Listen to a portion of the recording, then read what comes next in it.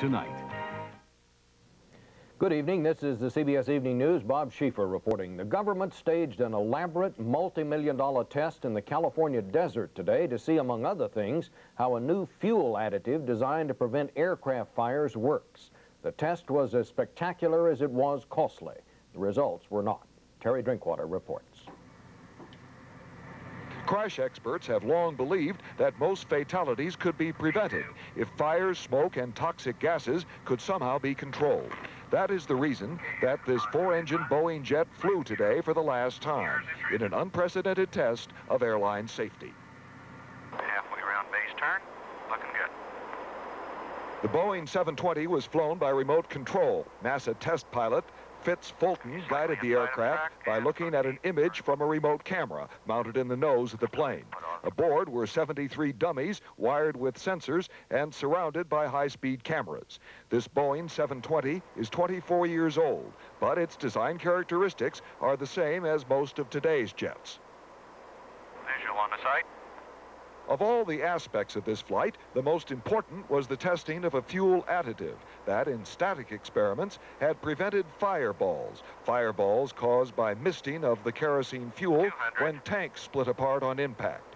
The FAA had high confidence that the anti-misting kerosene, or AMK, would work, and that ultimately hundreds, perhaps thousands of lives would be saved because crash fires would be less deadly.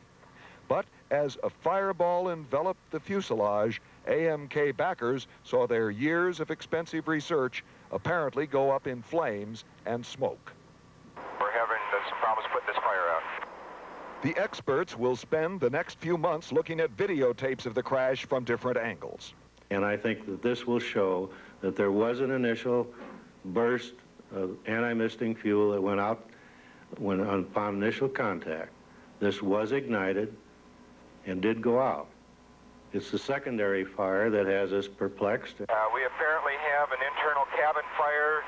The fuselage is cracked just forward of the wing. The flames did prove stubborn, flaring up several times. Yet, despite all, officials of the Department of Transportation say this $12 million experiment will prove worth it, as experts learn whether new seat belts and less flammable seats worked, whether fire-resistant windows withstood the heat. But the most basic question of all has gone unanswered by investigators tonight. They would not say outright if anyone could have survived this crash. Terry Drinkwater, CBS News, Edwards Air Force Base, California. The jet fuel additive designed to reduce the risk of death by fire in a plane crash.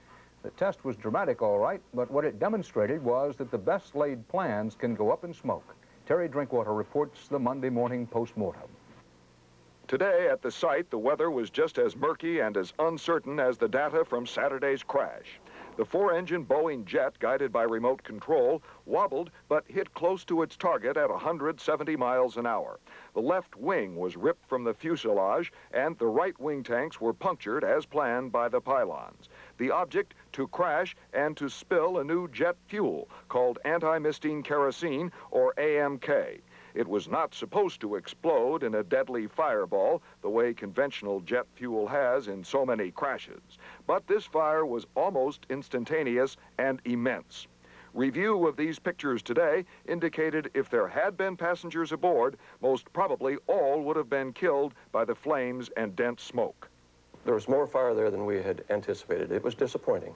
Secondary fires burned for more than an hour. Today, airline industry safety experts were more skeptical than ever about AMK. I think it very clearly means that the research is not complete. As a matter of fact, I would have given you the same answer before the test, and perhaps now there are more unknowns now today than there were before the crash took place. One unknown, they say, is whether AMK might clog fuel lines and the jet engines themselves, the additive, in effect, causing more crashes than occur today. The FAA now concedes it will be a long time, if ever, before it requires the airlines to use a fire-retarding fuel mix. Terry Drinkwater, CBS News, Los Angeles. The U.S.